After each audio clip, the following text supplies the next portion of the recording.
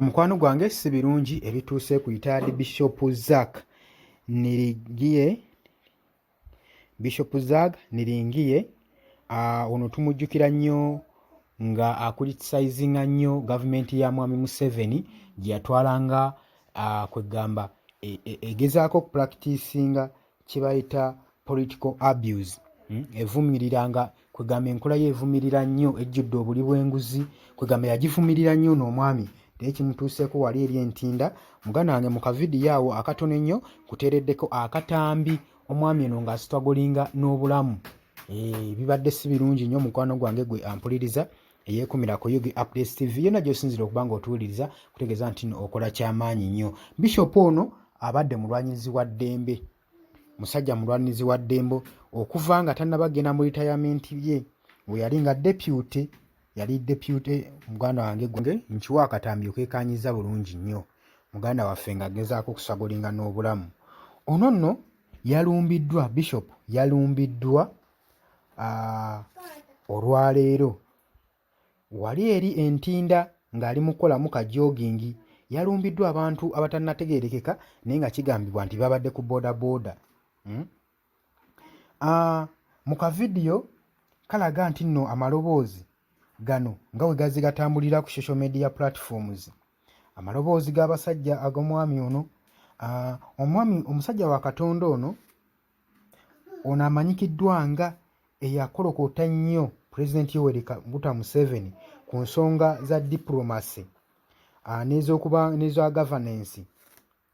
Alabiddwako nga yeeyaze wansi ng'avaamu omusaayi gwe mukwano gwange ampuliriza eno wansi mu nkoto, nga kiraga nti embeera tebadde nnungi nnyo mukwano gwange gwe ampuliriza.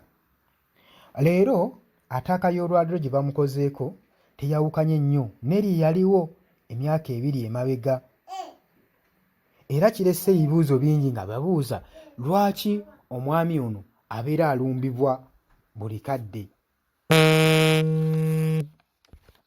Lwaki omwami ono aba alumbibwa buli kadde? Kubanga bagamba nti olulumba luno lufaanaganyeeko n'olw'omwaka guli eri, era lwaliwo mu nnaku z'omwezi ze zimu. Olulumba olwaliwo mu January 28 July 2021, Bishop Niringiye era yalumbibwa era n'akubibwa akataffaali ku mutwe, era we yali ajooginga, era mu ngeri y'emu ne kaakati bamusanze ajooginga ne bamukuba ku mutwe. Oba okitegeera mukwano gwange? Akawungeezi k'olwaleero kabadde ajoogingiramu ng'agezaako kusalaasala ku weight asaleesale ku masovu ng'omuntu wa bulijjo w'abeera. Muganda wange abajugu gye bavudde ono ne baba nga bamusambuliya wali eri entinda n'okuliraana Legacy Court. Gwe mukwano gwange ampuliriza. Kaakati batugamba nti bano ba eyewitness ababaddewo bali mu tugamba nti nga wuli aboogerera mu kavidiyo ako ke nkuteereddeko, batugamba nti n'abazigu babadde ku boodabooda era bwe bamaze okumusamba okumulya omugere, bamulidde omugere nga gw'amaanyi nnyo n'agwa wansi ne bateekako kakokola tondeka nnyuma, naye kigambibwa nti no bagenze n'essimu ye ne bamuleka nga ye akyatoba n'obulamu bwe okusobola okuba nga yejjulula mu mbeera eyo gy'alimu. Ababaddewo abalabi ababaddewo bazze okutaakiriza Bishop waffe ono ne basobola okuba nga bamutwala mu ddwaliro. Ekyo tukyebaliza Mukama nti asobodde okutaasibwa, embeera nga tennaba kuva mu nteeko. Gwe mukwano gwange ali eyampuliriza. Ono nno ajjukirwa okuyita obufuzi bwa Mwami Museveni bwe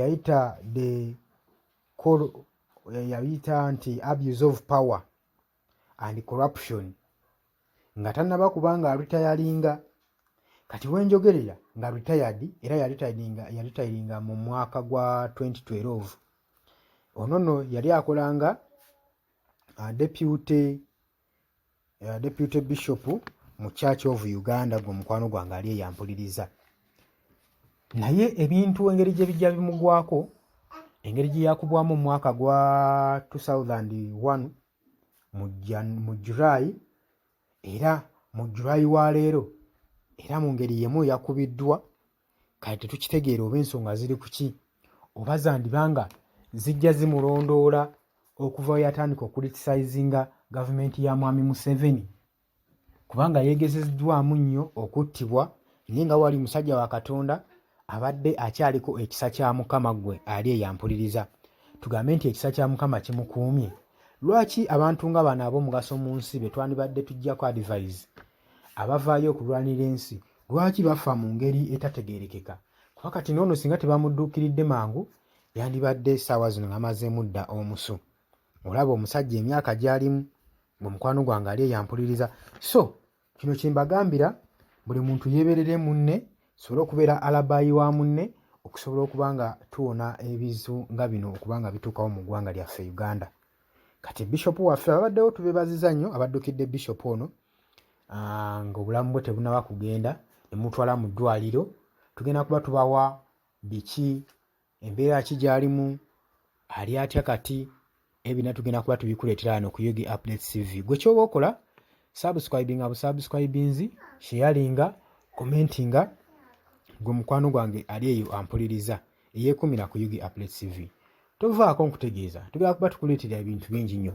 Nabagambye olwaleero abasuubuzi tebanyenyeeko mu kibuga, olunaku lwabwe lwa kwekalakaasa mu ngeri nga gye batera okwekalakaasaamu. Simanyi oba erina achievement gye baleetera, naye nze ngamba bandisaanye okuba nga ba-improvisingako ku kintu kino nga bakisussaako, basobole okiteekako ku level endala. Gwe mukwano gwange ali eyampuliriza. Kale mbaagala nnyo, temuva ku Yugi Updates TV. Mwebale kwekumira ku mayengo ga Yugi Updates.